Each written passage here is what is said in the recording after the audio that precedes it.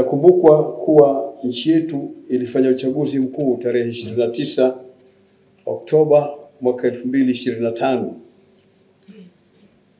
Ikumbuke kwamba katika siku hiyo ya kupiga kura, katika baadhi ya maeneo kulitokea fujo, vurugu na uvunjifu wa amani. Matendo haya yalisababisha vifo, yalisababisha mali kuharibiwa na majengo kadhalika kuharibiwa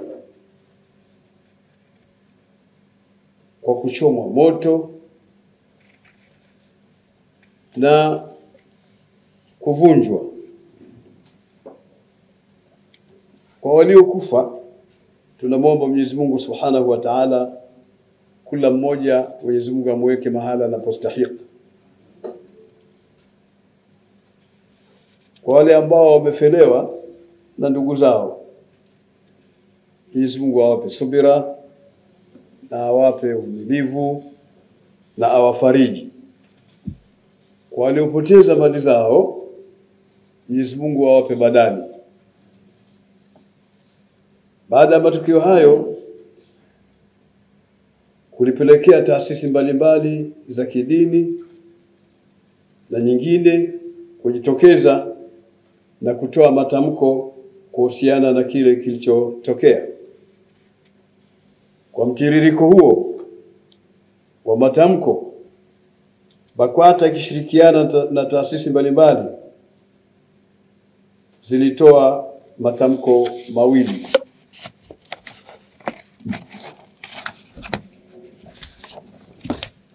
Katika tamko letu la pili lililotolewa hapa makao makuu BAKWATA, baada ya itifaki, maana makubaliano ya taasisi zote pamoja na baraza,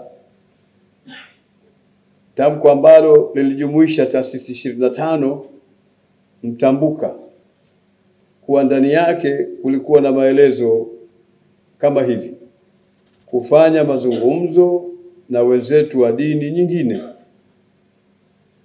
Napenda kuwafahamisha mazungumzo hayo tayari yamekwisha anza kupitia taasisi yetu ya Tanzania Interfaith Partnership TIP, ambayo kwa sasa uwenyekiti wake uko chini ya Baraza Kuu la Waislamu Tanzania BAKWATA, baada ya TEC kumaliza muda wake wa mzunguko. Ni muhimu sana kwetu kuepuka upepo mbaya unaosambaa kwa kasi katika nchi yetu wa chuki za kidini, jambo ambalo ni hatari sana kwa mustakbali wa taifa letu. Sisi katika Uislamu, mashekhe, mnafahamu kuna kile tunachokiita at-taayushu silmi, yani kuishi pamoja na wasiokuwa Waislamu maisha ya amani na ya usalama. Na mnafahamu pia kwamba Mungu ametuambia kwamba hatukatazi sisi kuishi na wasiokuwa Waislamu kwa wema. Aya iko wazi, kila mmoja anayejua, la yanhakumullah, mpaka mwisho wa aya. Aya hiyo inatuambia Mwenyezi Mungu hamikatazi nyinyi Waislamu kukaa kwa wema na kuishi kwa wema na wasiokuwa Waislamu, muda wa kuwa hao mnaoishi nao na wao si wachokozi kwenu nyinyi, hawamishokozi, hawamifanyii fujo. Mwenyezi Mungu anataka tuishi kwa wema. Na kwa kuwa hayo ndio maisha ambayo tumechaguliwa na Mwenyezi Mungu kuishi, tumeona tuyaguse katika neno letu la leo. Kwa msingi huu na kwa kuzingatia moja ya mambo muhimu tuliyokubaliana, kwa maisha ya watu ni lazima yalindwe kwa gharama yoyote, ndio maana leo kwa unyenyekevu mkubwa na wasihi wale wote ambao wanasukumwa na kuhamasisha jambo la fujo na vurugo na uvunjifu wa amani, waache kufanya hivyo, kwa sababu kufanya hivyo hakuna tija. Na sio tu tarehe 9 au 25, bali siku zote zinazokuja mbele, kwani kufanya hivyo kuna hatarisha maisha ya watu ambayo maisha yale yana thamani kubwa. Kama mnavyoelewa, katika Uislamu ni haramu mtu kuiua nafsi ya mtu mwingine. Kama ambavyo pia natumia fursa hii kuwaomba viongozi wakuu wa dini kuendelea kuzungumza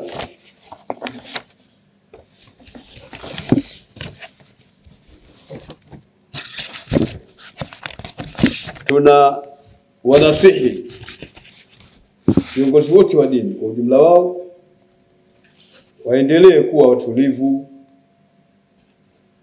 Naomba wananchi Waislamu na wasiokuwa Waislamu waendelee pia kuwa watulivu, lakini wawe walinda amani na kuepuka uchochezi ambao unaweza ukatugawa popote pale ulipo uchochezi huo, iwe kwenye mitandao ya kijamii au kwingineko.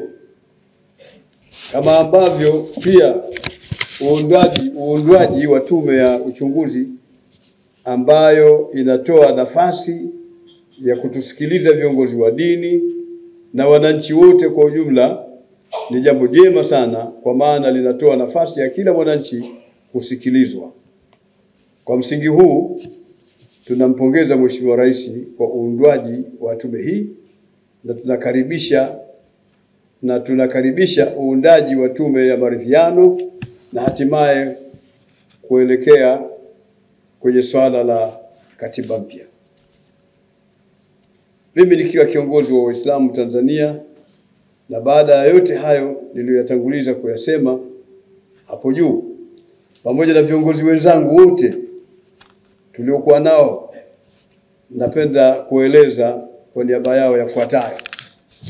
Moja, hotuba ya Mheshimiwa Rais Dr. Samia Suluhu Hassan aliyoitoa tarehe 2 Disemba 2025 wakati anahutubia wazee wa Dar es Salaam. Pili, tunanasihi waumini wetu popote pale walipo ndani na nje ya nchi waache kushiriki au kushawishi watu kwenda kwenye maandamano yaliyopangwa tarehe 9 Disemba 2025 na hata atakaoweza kupangwa tena baadaye iwapo hayatakidhi vigezo na kupata kibali cha kuandamana. Tatu, kwa upande wa wazazi tunawaomba tuwape nasaha vijana wetu wasije wakajiingiza kwenye mikumbo au kwenye mkumbo na kukubali kutumika kama mtaji wa watu wengine wachache ambao hawaitakii mema nchi yetu.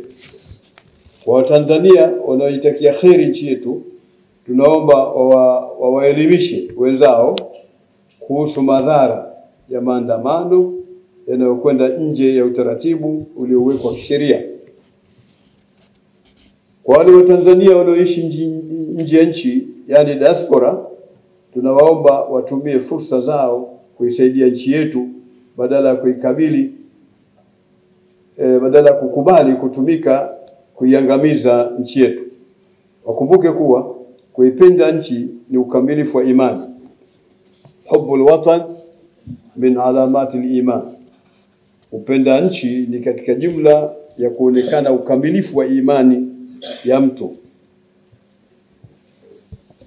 Na inawezekana kuwa huko waliko wana hali nzuri zaidi ya maisha kuliko Tanzania, lakini wasisahau kuwa nyumbani ni nyumbani kila itakavyokuwa.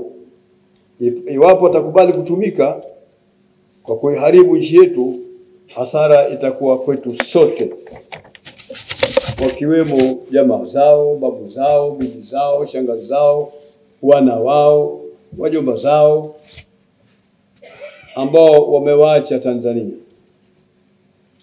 Sita, mimi kama mufti na kiongozi wa Uislamu na vyomba vikundi vyote vya dini zote viache kutoa matamshi ambayo yataleta mhemuko kwa wafuasi wao dhidi ya dini nyingine, na pia waache kabisa malumbano ya kidini, badala yake wahamasishe wafuasi wao kuiombea nchi yetu amani na utulivu. Saba, tunawasihi wafuasi wetu wa dini na madhehebu zote tuunge mkono jitihada za serikali yetu katika kulinda amani na utulivu kwa kutoa taarifa kwa mamlaka husika iwapo wanafahamu kuwa kuna mtu au watu au kikundi cha watu kinapanga au kushawishi kufanya vurugu siku ya tarehe 9 au siku nyingine za mbele zijazo. 8, tunawakumbusha Watanzania wote kuwa si nchi zote zinapendezwa na amani iliyopo nchini mwetu. Vurugu za tarehe 29 Oktoba 25 zinachangiwa na vita vya kiuchumi. Baadhi ya nchi zinataka kuivuruga nchi yetu ili zipate sababu za kuja kuchukua rasilimali zetu kwa manufaa yao kama wanavyofanya kwenye nchi nyingine. Tusiwape nafasi watu hao. Natoa wito kwa mashehe wa mikoa, wilaya, kata na maimamu wote pamoja na viongozi wa taasisi zote Tanzania kuendelea kufanya dua ya kuiombea amani nchi yetu na kuendelea kuwaelimisha vijana wetu kuwa watulivu na kuendelea kuwasilisha hoja zao na matatizo yao kwa viongozi waandamizi wa serikali katika maeneo yao. Pia tunawasihi viongozi wa serikali kuendelea kupokea kero za wananchi na kuzishughulikia kwa wakati ili kupunguza malalamiko yasiyo lazima kwa wananchi. Ewe Mola wetu wa haki, tunakuomba amani ya kudumu katika nchi yetu. Wajalie wananchi wake kuwa watulivu na wenye uzalendo katika nyoyo zao. Mwenyezi Mungu, tunakuomba kheri na baraka katika nchi yetu. Mwenyezi Mungu, kila mwenye dhamiri mbaya ivunje dhamiri yake asipate kusimama. Wewe Mwenyezi Mungu ndio muweza juu ya kila kitu na ndio mwenye kustahiki kuitikia dua zetu. Wa sallallahu wa sallam ala sayyidina Muhammad wa alihi wa sahbihi ajma'in walhamdulillahi rabbil alamin. Alhamdulillah. Wa jiwarika wa hisbika wa nasrika min kulli shaytanin marid wa jabbarin anid wa dhi aynin wa dhi hasadin wa dhi baghyin wa dhi adha wa dhi sharri kulli dhi sharrin innaka ala kulli shay'in qadir. تدرسنا بالله بألف لا حول ولا قوة إلا بالله. اللهم جملنا بالعافية والسلامة وحققنا بالتقوى والاستقامة وأعذنا من موجبات الندامة بالحال والمال إنك سميع الدعاء. اللهم اغفر لنا ولوالدينا ولأحبابنا ولمن أحبنا فيك وجميع المسلمين والمسلمات والمؤمنين والمؤمنات وارزقنا كمال المتابعة